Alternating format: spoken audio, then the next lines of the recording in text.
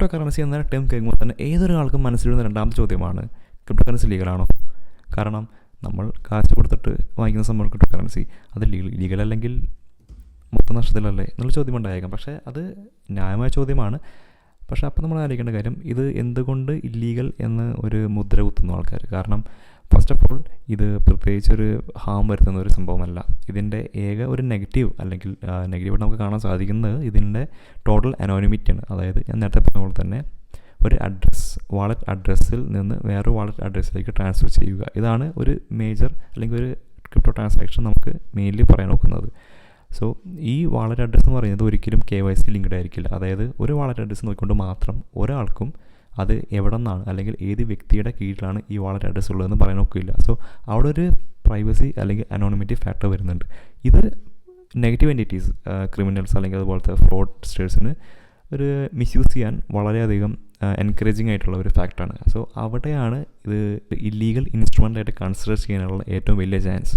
അത് വളരെ പോസിബിൾ ആയിട്ടുള്ള ഒരു റീസണാണ്. കാരണം ആ ഒരു ലൂപ്പ് ഹോൾ ആർക്ക് വേണേൽ യൂട്ടിലൈസ് ചെയ്യാം. പക്ഷേ അങ്ങനെ യൂട്ടിലൈസ് ചെയ്യുന്നവർ വളരെ കുറവാണ്, അല്ലെങ്കിൽ അത്രയും എക്സ്റ്റെൻഡിൽ പോകുന്ന ആൾക്കാർ കുറവായിരിക്കും. പിന്നെ എന്തുകൊണ്ട് ഇത് ഇല്ലീഗൽ ആക്കാൻ ചാൻസ് ഉണ്ടെന്ന് ചോദിക്കുകയാണെന്നുണ്ടെങ്കിൽ, ഈ ഒരു സെക്ഷൻ ക്രിപ്റ്റോ കറൻസിയുള്ള ഒരു സ്പേസിനെ കുറിച്ച് ഇതുവരേക്കും അങ്ങനെ പബ്ലിക്കിനൊരു മേജർ അവെയർനെസ് ഇല്ല. കാരണം മിക്കവരും കോയിൻസിൽ അല്ലെങ്കിൽ എക്സ്ചേഞ്ചിൽ പോയിട്ട് കോയിൻസ് വാങ്ങിക്കുന്നു, അത് ട്രേഡ് ഓഫ് ചെയ്യുന്നു, അതിൽ പ്രോഫിറ്റ് ഉണ്ടാക്കുന്നു, ഇതാണ് ചെയ്യുന്നത്. പക്ഷേ let's say someone out of IT അല്ലെങ്കിൽ someone who doesn't really understand what this is, അവരുടെ അടുത്ത് പല പല സ്കാംസും ഇറക്കാൻ നല്ല ചാൻസ് ഉണ്ട്. കാരണം അവർക്ക് ഇതിനെപ്പറ്റി ഒരു ഐഡിയ ഇല്ല. ഇപ്പോൾ ഒരു മാർക്കറ്റിംഗ് പേഴ്സൺ മുന്നിട്ട് വന്ന് പറയുന്നു, നിങ്ങൾ ക്രിപ്റ്റോ കറൻസിയിൽ ഒരു 10 രൂപ എനിക്ക് തരൂ, ഞാനത് 100 രൂപ നാളെ തരാം എന്ന് പറയുമ്പോൾ അവർ വിശ്വസിച്ച് പോകും. കാരണം ക്രിപ്റ്റോയിൽ അത്രയധികം ഇൻക്രീസ് ആണ് അല്ലെങ്കിൽ ഇൻക്രിമെൻ്റ് ആണ് മിക്ക ഡെയിലി നമ്മൾ കാണുന്നത്. ഇപ്പോൾ മീൻ കോയിൻസ് തന്നെ മേ ബി ഇന്ന് $1 ആയിരിക്കുന്ന മീൻ കോയിൻ മേ ബി നാളേക്ക് വരുമ്പോഴേക്കും അത് 10 ഉണ്ടാവും, 100 ഉണ്ടാവും. സോ അത്രയും പോസിബിലിറ്റി ഉണ്ട്. റിസ്ക് ടു റിവാർഡ് റേഷ്യോ എന്ന് പറയുന്നത് ക്രിപ്റ്റോ കറൻസിയിൽ വളരെയധികം കൂടുതലാണ്. അത് സ്റ്റോക്ക് മാർക്കറ്റിൽ പോലും, എവിടുത്തെ സ്റ്റോക്ക് മാർക്കറ്റിൽ പോലും കിട്ടത്തില്ല. അതൊരു വളരെയധികം ഇൻട്രസ്റ്റിംഗ് ആയിട്ടുള്ള ഫാക്ടറാണ്. സോ ആ ഒരു ഫാക്ടർ കണ്ട് ആ ഒരു ഫാക്ടർ ടോട്ടലി ബ്ലൈൻഡ്ലി വിശ്വസിച്ച് വരുന്നവർക്ക് ഈ ഒരു മാർക്കറ്റിങ്ങിൽ അവർ വീഴും. സോ അവരെ വഞ്ചിക്കാനോ അല്ലെങ്കിൽ അവരെ സ്പാമിൽ വരുത്താനോ ഈ സ്പാമേഴ്സിന് ഈസി ആയിട്ട് സാധിക്കും. ആ ഒരു എക്സ്പ്ലോയിറ്റ് വളരെ കൂടുതലാണ് compared to the first one which I talked about. So ഇത് മനസ്സിലാക്കുന്ന ഗവൺമെൻറ്, അതായത് ക്രിപ്റ്റോ റെഡി അല്ലാത്ത സിറ്റിസൺസാണ് നമ്മുടെ കൺട്രിയിലുള്ളത് അല്ലെങ്കിൽ അവരുടെ കൺട്രിയിലുള്ളതെന്ന് മനസ്സിലാക്കുന്ന ഗവൺമെൻറ് തീർച്ചയായും അത് ബാൻ ചെയ്യും. കാരണം നല്ല രീതിയിലുള്ള ഫൈനാൻഷ്യൽ ലോസ് ഉണ്ടാക്കാൻ ചാൻസ് ഉണ്ട്. സോ ആ ഒരു ഫാക്ടർ കൊണ്ട് മാത്രമാണ് മേജർലി ഇല്ലീഗലാക്കാൻ ചാൻസ് ഉള്ളത്. ഇനി എവിടെയെങ്കിലും ക്രിപ്റ്റോ കറൻസീസ് ലീഗലാണോ എന്ന് ചോദിക്കുകയാണെന്നുണ്ടെങ്കിൽ എൽ സാൽവഡോറിൽ ബിറ്റ്കോയിൻ ലീഗലാണ്. അവർ ഒരു ലീഗൽ ടെൻഡർ അല്ലെങ്കിൽ അവർ ഉപയോഗിക്കുന്ന സാധാ US ഡോളറിന് ബദലായിട്ട് ഈ ബിറ്റ്കോയിൻ ഉപയോഗിക്കാൻ അവർക്ക് സാധിക്കും.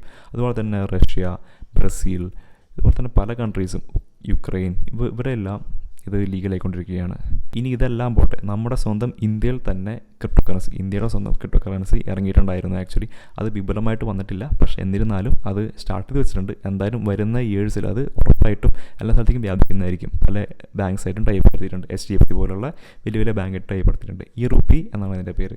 ഇറുപ്പി എന്ന് പറഞ്ഞാൽ ടോട്ടലി ഒരു ഡിജിറ്റൽ CBDC ആണ്. അതായത് സെൻട്രൽ ബാങ്ക് ഡിജിറ്റൽ കറൻസി. അതായത് ബാങ്ക്സോട് ചേർന്ന് ബാങ്ക്സിൻ്റെ ഗവർണൻസിൽ തന്നെ ഓടിക്കൊണ്ടിരിക്കുന്ന ഒരു ക്രിപ്റ്റോ കറൻസി. ഇറുപ്പിക്ക് ബദലായിട്ട് ഇന്ത്യയിൽ ഇതുവരേക്കും വേറൊരു ക്രിപ്റ്റോയും നോർമലി അല്ലെങ്കിൽ ലീഗലി നമ്മൾ ലീഗലൈസ് ചെയ്തിട്ടില്ല. കാരണം അതിനെ ഗവേൺ ചെയ്യുന്ന ഒരു ബോഡിയോ ഇതുവരെ ഉണ്ടാക്കിയിട്ടില്ല. ഫ്യൂച്ചറിൽ ഉറപ്പായിട്ട് വരാൻ ചാൻസ് ഉണ്ട്. കാരണം ഇന്ത്യ പോലുള്ള വളർന്നു വരുന്ന ഈ കൺട്രീസിന് ഈ ഡിജിറ്റൽ എംപവർമെൻറ്റിനുള്ളത് വലിയൊരു ഹോപ്പാണ് അല്ലെങ്കിൽ വലിയൊരു പവറാണ്. സോ അത് തീർച്ചയായിട്ടും എൻ്റെ അഭിപ്രായത്തിൽ ഫ്യൂച്ചറിൽ വരും.